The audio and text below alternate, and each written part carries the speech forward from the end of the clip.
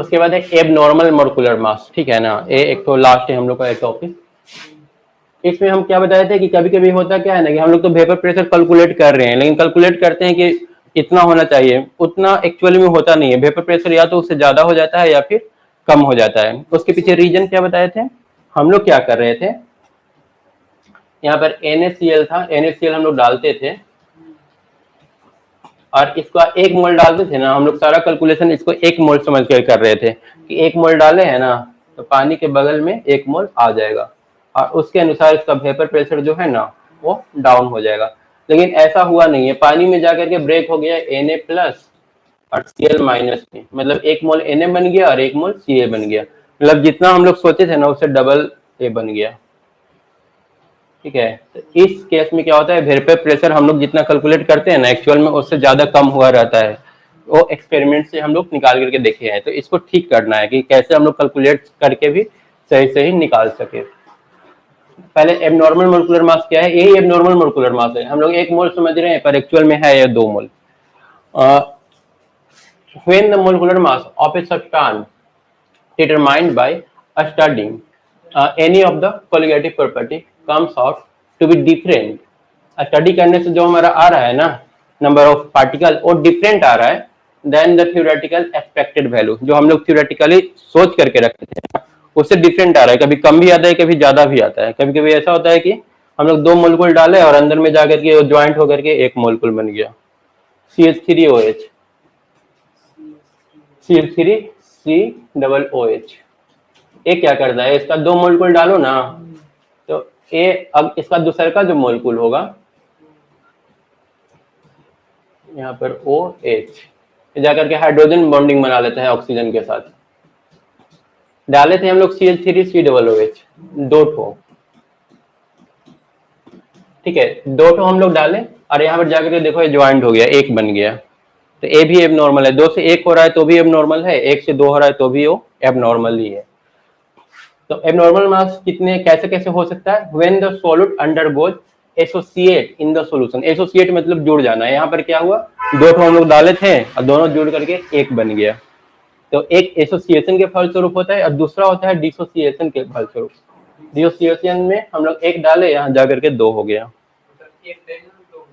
तो हम लोग करना हम लोग को क्या होगा, सिंपल समझ में आ रहा है कि अच्छा ये 2 हो रहा है ना तो हम लोग पहले ही पता कर लेंगे डाल क्या रहे हैं। अगर NaCl डाल रहे हैं, ठीक है, तो जो हम लोग कैलकुलेशन में 1-1 मोल जहां जहां पर रखे थे ना वहां पर 2-2 मोल रख देंगे तो हम लोग का आंसर सही आएगा। तो बस वही सुधार लेना है कैलकुलेशन करते समय। यहाँ पर देखो आगे हम लोग पहले इसके बारे में थोड़ा सा पढ़ लो। वांटो फैक्टर, वांटो फैक्टर वही बोलाता है 2 या फिर और जैसे 2 हो गया था ना 1 मोल से, वही वांटो फैक्टर है। एक क्या है, to calculate extent of association, मतलब कितना एसोसिएट हुआ है या फिर कितना डिसोसिएट हुआ है उसको कैलकुलेट करने का एक तरीका है। इसमें हम लोग करते क्या है, ऊपर में नॉर्मल मोलर मास रखते हैं और नीचे में एबनॉर्मल मोलर मास। जैसे total number of molar particle after association, ठीक है, या फिर डिसोसिएशन, टूटने या जुड़ने के बाद जैगो बनता है उसको ऊपर रखना है। टूटने या जुड़ने के बाद जैठो बनता है ना उसको हम लोग ऊपर रखेंगे। आई में हम लोग रखना क्या है, जितना टूटा है या जितना जुड़ा है वो ऊपर और ओरिजिनल नीचे। जैसे NaCl के केस में 2 ऊपर 1 नीचे, और CH3COOH के केस में ऊपर कितना, नीचे में 2 और ऊपर 1 ना, क्योंकि 2 को मिल करके 1 हो गया था। हाँ, ऊपर में जितना हुआ है ना एक्चुअली में वो रखते हैं और नीचे ओरिजिनल वाला उसका रखते हैं, कितना हम लोग डाले थे, हाँ जितना डाले थे वो उसका रखते हैं। अब देखो ये जब हम लोग को पता आई का वैल्यू जब पता चल गया तब इस आई को हम लोग ओरिजिनल फार्मूला में जोड़ देंगे। अच्छा यहाँ पर एक चीज और, आई का वैल्यू कैसे कैलकुलेट करोगे वो दिखाया है। हम तो ऐसे बता दिए कि अगर 1 से 2 हुआ तो, जैसे मान लो कि हम लोग पहले एसोसिएशन का बता रहा है ना, पहले डिसोसिएशन का समझ लो तब एसोसिएशन ज्यादा अच्छा समझ में आएगा। डिसोसिएशन में हम लोग यहाँ पर लेते हैं एग्जाम्पल NaCl का। यहाँ पर हम लोग ले लिए NaCl ब्रेक होने के बाद बना Na प्लस और प्लस Cl माइनस। अब तो हम लोग ऐसे बोल रहे हैं कि 1 था तो ब्रेक होकर के वो 2 हो गया, पर कोई जरूरी नहीं है। यहाँ पर 1 डाले अभी ये 0-0 है, ठीक है, 1 डाले, जब डाल दिए तो डालने की कुछ देर बाद ये हो गया 1 माइनस अल्फा। इसका मान लो कि अल्फा एटम जो है ना वो ब्रेक हो गया। तो अल्फा एटम ए अल्फा और अल्फा बन जाएगा, ठीक है। तो फाइनल तुम्हारा कितना हो गया, इधर इस तरफ 2 अल्फा और ए, फाइनल जो तुम्हारा बना ना 1 माइनस अल्फा और प्लस ए वाला, अभी इतना पार्टिकल हो गया उस पानी के अंदर। हाँ 2 अल्फा डायरेक्ट करेंगे, 1 माइनस